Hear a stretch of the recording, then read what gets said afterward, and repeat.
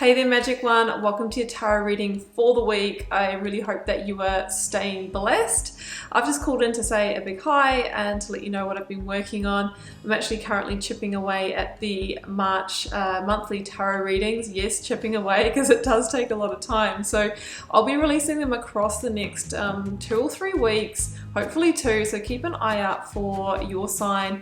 There's also extended versions of those available this time round. So if the message really resonates for you and perhaps you don't want to get a personal reading, you can, for a very small donation, jump into a more deep and clarified version of that reading. So all the details will be in the reading. When you see your sign pop up, you can find that out. If you do want a personal reading or healing, I am available for those, and you'll find the link to my website down below where you can arrange that. The doors are always open to the initiation. That is my immersive Learn Tarot journey. Should you want to really learn to connect more deeply with your own intuition and guide yourself, I'd love to take you on that journey with me. But for now, I am wishing you a week of love and magic. Thanks for joining me for your reading. Let's head across now.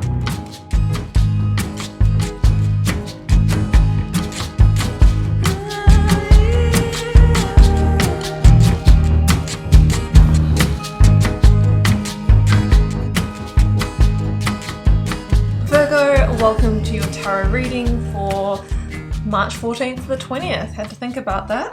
Let's see what's on the cards for you. I've got the 9 card block, which happens to be a 10 because we had this amazing double whammy come out at the end. So I've got 3 for your recent past, 3 for your focus energy, and I have 4 near future outcome. Got a selection of oracles, a lead tarot energy, and I've turned over the bottom of the deck for you. So Virgo, it's pretty clear that you are entering a new season, a new cycle in your life. It feels really happy and positive, but it also feels that there is some conflict and some grief as well. Even if we know we're moving into a positive cycle, there is always something to be left behind. Even if we fall madly in love and enter into a new relationship, we leave behind the single period where we are just completely free. We can make whatever decisions we want. When we come into, say, a partnership, we do have someone else to consider. So, if we're moving on to, say, an amazing, work situation, we often leave behind loved colleagues, in a previous job. So there's always duality in the universe, and when one door opens, another one closes. So I do see genuine sadness around this as well, but you've got a new beginning here that just feels too right, and too amazing to not step onto that path. Okay, let's start with the oracles, Virgo. I've got fill your cup with sacred giggles to shift the way to new potential. And you might think, oh, that's such a silly message. Some of you might think that, but this here, you know what, this is profound. This is absolutely profound because, through what it basically means is by, lifting your vibration, filling your cup with love, with joy, with pleasure, all of that, you actually shift your life, okay? Because to shift our lives into the positive, we need to be vibrating at a higher level. We live in an energetic, vibrational universe. So if we're, say, there's an emotional frequency scale, you may have seen it, and down the bottom we've got, guilt, shame, fear, judgment, anger, resentment, all of those kind of emotions. Now, if we are holding that energy, these are the dense, heavy energies. If we are holding those, we're vibrating at kind of a slow, sort of low level, and we're going to attract in people, places, experiences, partners that are on that same vibrational frequency, because the universe is always matching. This is the law of energy. Like attracts like. That's just what happens. So if we want the abundance, and I think abundance is, it really is just what we all want. We want an abundance of love. We want an abundance of having our needs met, financially. We want abundance of opportunities, all those kinds of things. Then we need to raise our frequency to the upper limit of that vibrational scale: joy, love, bliss, enlightenment, expansion. So you can start by filling your cup with sacred giggles, just having a good old laugh. It's medicine. And this is going to shift the way to this new potential, because you are absolutely shifting here. Bring love into the situation. Yeah, exactly. Kind of what we just talked about. When you bring love into the situation, when you bring high energy into the situation, you will shift your way to a high vibrational new reality. Also knowing that releasing cycles and situations and people that feel like they've played the part in your life and you're not getting any more new growth from, or sometimes it can become conflict, right? You know, leaving that behind is an act of self-love. That's a really big one, I feel. We sometimes do ourselves a disservice or become the martyr of our life and the martyr, you know, of our happiness, because we stay in situations for the benefit of others. The universe wants to shift you here, Virgo, so you have the opportunity and the free will to move with that energy or to stay where you are. Like, I'm a huge believer that nothing happens by itself. You know, you can watch tarot readings forever that say that you're going to shift your way to new potential, and you can say, well, nothing's happening, my life's the same, and really you have to be taking the action. You have to be taking the action, and the easiest way to shift your life is to shift your energy. It starts with you. That is the alchemical work of the magician. The Chariot is here as your lead energy. This is Cancer energy, and it's powerful forward movement. In particular, it's a victory card, and it's victory claimed by leaving behind comfort zones, senses of home that we've outgrown in order to expand in the world, and attain, number 7, attain the passion, the purpose, the growth, the joy, all of that good stuff. So I feel like you're moving either towards a new reality, and with every new reality we move towards, we move away from something else. Okay, Four of Wands is at the bottom of the deck. Now, I feel that this is where you're heading, but you may also be leaving behind a home situation or a partner situation or a sense of security and stability. The number 4 stands for that. That's what I feel, that it's like that parallel reality. We're leaving one behind to upgrade to another. That's what I'm feeling. But the world energy at the start of the reading says that it's just divine timing. You're stepping into a new cycle, and it is a victory for you because you are closing doors that need to be closed and moving into your next karmic cycle. And yeah, it does feel vulnerable, okay? The world is this is interesting. The world is the last major arcana in the series of 21 cards, and the major arcana in tarot, like they're the big themes and life lessons, and it's structured around the journey of the Fool from naivety to enlightenment. And you could say that we go through that journey in like every situation, whether it's a relationship or a job or something like that. When we start, you know, we don't know what we don't know, and we move through the season or cycle of that situation. But at some point, you know, it kind of reaches well, this is as much harvest that I can grow in the soil, okay? And maybe it's time for me to move on to my next journey. So the Fool comes in, and we actually start with the perfect bookends here. You've got an ending, the end of the cycle, not just an ending, you've got the end of a whole cycle. And we've got the processing of that this week, and then we have the Fool's journey beginning again, okay? And generally, it's you know, you've manifested each of these situations, but just because you manifested it doesn't mean to say that it doesn't have an ending. So the King of Swords is here, the Two of Swords is here. The Two of Swords is that crossroads energy. You know you're at the crossroads. And maybe you've known that for a while, Virgo. You may have been voluntarily keeping the blindfold on, the rose-tinted glasses, and maybe you've been bargaining with yourself and say, oh no, I can stay here, it's fine. But something's arising within you to say that, you know what, I really feel that there is a new start for me. That's your intuition, you know, that little new moon there is kind of, you know, playing at you is what I feel. King of Swords is an Aquarian energy. You may be dealing with an Aquarius. You may be needing to have a communication. The King of Swords is the decision-making point as well.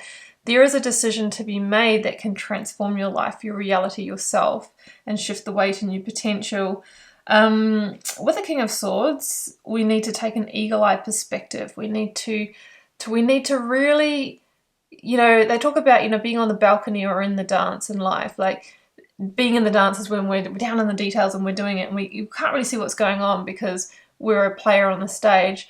This week is time to get up on the balcony looking down at the show, okay? Have a look with hindsight as to what's played out in this cycle of your life. And it might not just be leaving a relationship or leaving a job. It might be like, you know, it might be a combination of those. So from the balcony, you can see, oh, okay, I've arrived at this point because of these decisions. I'm joining the dots. But I can also see, if I stay where I am, that, you know, those dots will make the same picture. So in order to get to a different reality and transform things and shift the way to new potential, we need to complete some loops. We need to surrender to endings, death that, you know, are upon us. Death card, Hierophant, 5 of Wands reverse. We've got Scorpio, we've got Taurus. So at the center of the reading, the Hierophant, the Hierophant is associated, Virgo, with the really big like structures and systems, you know, in our lives. Like, it's generally like committed relationship, marriage. It can be a long-term career. It can be something traditional, like a traditional set of values. It can be like university or study. So I feel like it's one of these areas or across the board. And, you know, it really is a turning point. Like, this is number 5 in the major arcana, and 5s are all about the point of change. And with the Hierophant, they talk about the midlife crisis, but I need a different word for that. It's spiritual awakening. Because they call it that because it often happens around that point in life, but it can happen much younger, it can happen much older. So let's call it spiritual awakenings, is a card of faith and spirituality. This is the card of spiritual awakening, where we realize that the systems that we've been part of, maybe the career that we've had, maybe the marriage that we entered into, maybe the belief system that we've held is no longer valid for us, or we've awoken to a new truth, or we've awoken to the truth that was already within us all along, but we were clouded because, you know, we were imprinted by our parents, we were imprinted by society. So I feel like you're awakening, Virgo, to your way, you're unlocking your new direction.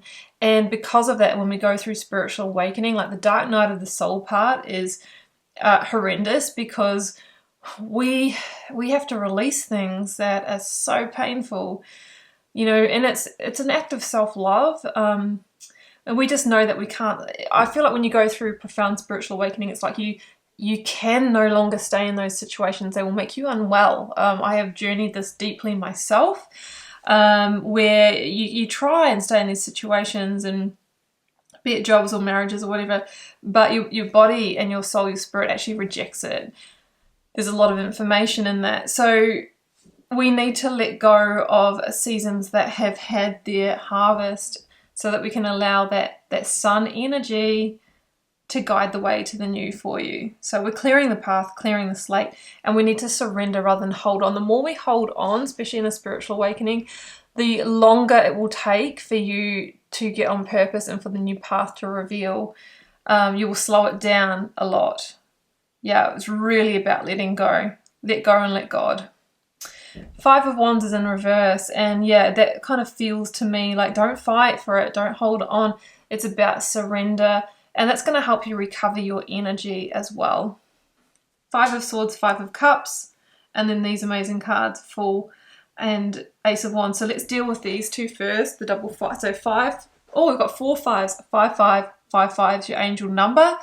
If you're seeing that, this is so your reading, and do read about that number. I like willowsoul.com. It's a great resource and really clear, concise definitions of the angel numbers.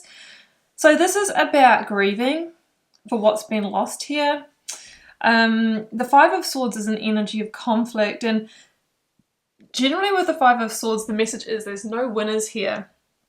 So it's a matter of, it's not if, it's when you walk away from the old. It's like if you carry on with free will in the old, there will be a circumstance that shifts you anyway. Sometimes it can come in the form of the Tower, and that's not a threat. The Tower is not always chaotic, but it is an escalation of, you know, this feeling like we need to move on. So I feel like you know, it's not if but when you pull your energy away, yeah, you will genuinely grieve for that. We need to be careful not to stay in this energy too long, or it becomes the cloak that we wear, lowers that vibration. That's going to have you attract new circumstances that validate that position of loss. Instead, we want to start walking the new path anyway. The Fool is about stepping onto that path when we actually just don't know where on earth it's going, and that is the most scary thing that you can do. But when you feel guided, you know, when you feel strongly called, you'll be surprised that when you touch down on that first stepping stone, the universe quite often just rolls out the red carpet after that. So you're guided by your instincts. You're feeling into this rather than overthinking. You do have to apply logic, but we want to use logic, intuition, and feeling to guide ourselves. The Fool's journey is one where we're leaving the past in the past and going in the direction of our rebel heart, okay? The rebel heart where, you know, the Empress and the High Priestess are kind of revealing it to us, the new rebirth. Ace of Wands is here, and this could stand for new opportunities that lie in the future for you. It is really about a path to new potential, new growth, on purpose, on passion, and I feel like it has the ability to grow through to the Four of Wands. This is a happy ever after card. It's new stability and security, but it's created from a new place.